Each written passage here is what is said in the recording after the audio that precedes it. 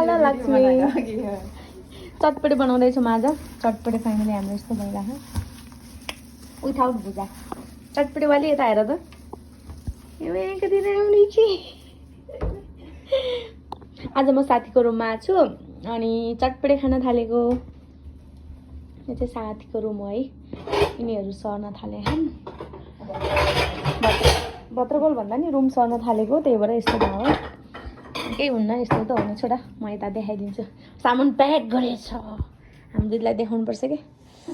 लक्ष्मीको room हो है दिदी यो चाहिँ सामरी नयाँ साइकल ल्याएको वा यस्तो राम्रो छ नि यो साइकलमा दुईजना बसेर यहाँ भेनाले चलाउने रे ऊ चाहिँ यहाँ बसेर पछाडि च्याप्प समाएर भेनालाई लिएर हिँड्दा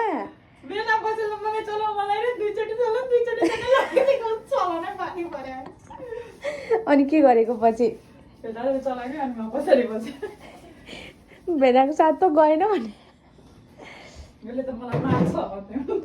साथीको रुममा चटपटे हाम्रो पार्टी चल्दैछ मेरो साइकलको चाबी क्युट डल मेरो बहिनीले जहिले पनि होइन जतिखेर फोन गर्नु दिदी घर कहिले आउने छिटो आउनु न जहिले के छिटो आउनु नि दिदी छिटो आउनु भन्छ जहिले अनि हिजो चाहिँ म अब तिम्रो बर्थडेमा आउँछु भन्दै हस् ठुलो केक ल्याइदिनु ल भन्दै थिएँ रिङको जुस हो कि मिखानो यो मिखानो जुस भयो धेरै खाँदिनँ यहीँ बसौँ न किन लानु ल टक म जुस लिएर आउँछु जुस पखारको म लिएर आउँछु यहाँ आइसकेँ म अब किन तान्नु नाटक लिनुहोस् दोमो त्यो मेरै कपाल झरेर लाग्यो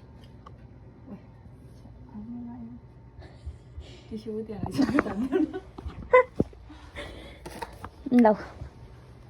जापानिज जस्तै थियो भने यो मान्छे तर मान्छे कतिजना झुक्किन्छ है जापानिज भनेर है भन्दैन भन्छ भन त साँच्ची भन्छ है इतादाकिमास खानपाई गरौँ न खानपाई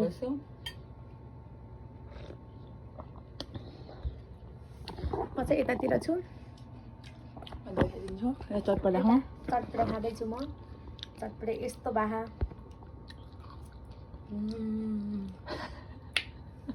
कस्तो मिठो छ